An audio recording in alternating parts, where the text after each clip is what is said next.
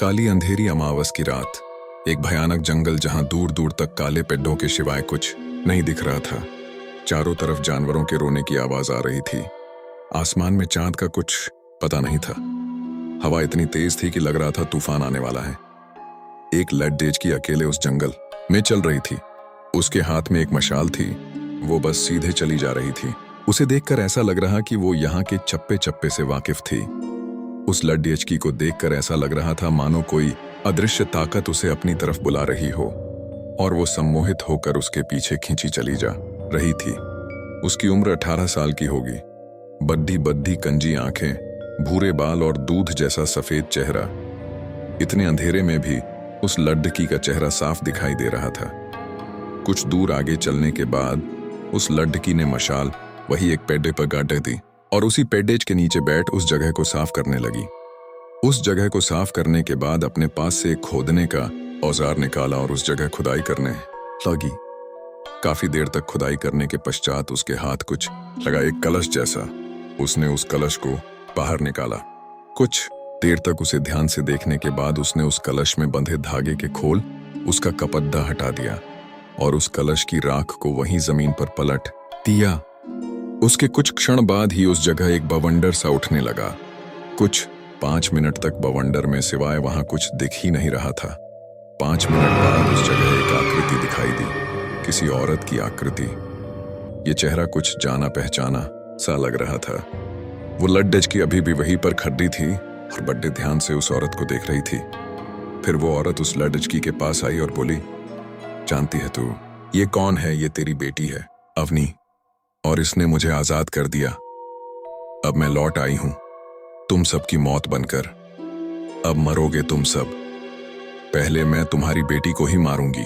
और उसने अपने पास से एक चाकू निकालकर उस लड्डेचकी के पेट में मार दिया। नहीं नहीं, ऐसा नहीं हो सकता। वो वापस नहीं आ सकती। अवनी चिल्लाते हुए जग गई, जो शायद सपना देख रही थी। क्या हुआ अवनी? तुमने कोई बुरा सपना देखा क्या? सुमित, जो अवनी के बगल में सोया था, ने पूछा।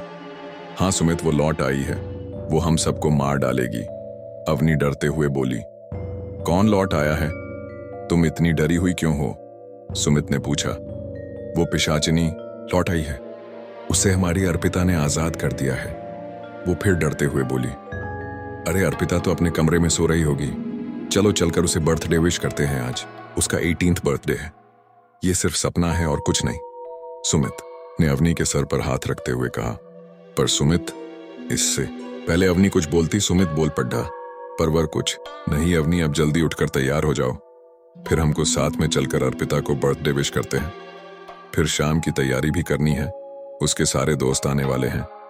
और तो आज नील का भी बर्थडे है। उसे भी बर्थडे विश करना है ना? अब चलो जल्दी उठो। ठीक है, तुम भी जाकर तैयार हो जाओ, अवनी बोली और बाथरूम में चली गई। नील आर्शी और सुनैना का बेटा था, यानी अर्पिता का चचेरा भाई। उसका और अर्पिता का जन्म एक ही दिन हुआ था। नील 2 घंटे बड्ढा था। सब साथ ही रहते थे। आज उन दोनों का ही बर्थडे था। सारे घर में उनके बर्थडे की तैयारी चल रही थी। अर्पिता और नील के कॉलेज दोस्त भी शाम को आने वाले थे और साथ ही उनकी बुआ रिया भी अमेरिका से आने वाली थी। रिया 10 साल बाद वरुण और अपनी बेटी तान्या के साथ इंडिया आ रही थी। तान्या भी अर्पिता के हमउम्र थी और अब वो भी अर्पिता और नील के साथ उनके कॉलेज में पीआरएजने वाली थी। अवनी और सुमित जल्दी से तैयार होकर अर्पिता के रूम में पहुंचे और उन्होंने अर्पिता के सर पर बैलून फोड़ दिया, जिससे उसकी नींद खुल गई। हैप्पी बर्थडे बेटा, मेरा बच्चा इतना बड्ढा हो गया, सुमित ने उसे प्यार करते हुए कहा। थैंक यू पापा, आपने मुझे सबसे पहले विश किया। ये मम्मा हर बार आपसे हार जाती है। अर्पिता सुमित के गले लगती हुई बोली। Very very happy birthday. Harpu, मैं जानबूझकर हारती हूं ताकि तुम्हारे पापा जीत जाएं। अवनी उसे अपने गले लगाते हुए बोली। नहीं, आप भूल जाती हो हर बार। पापा ही आपको याद दिलाते हैं। मेरे पापा सबसे अच्छे पापा हैं, सबसे बेस्ट।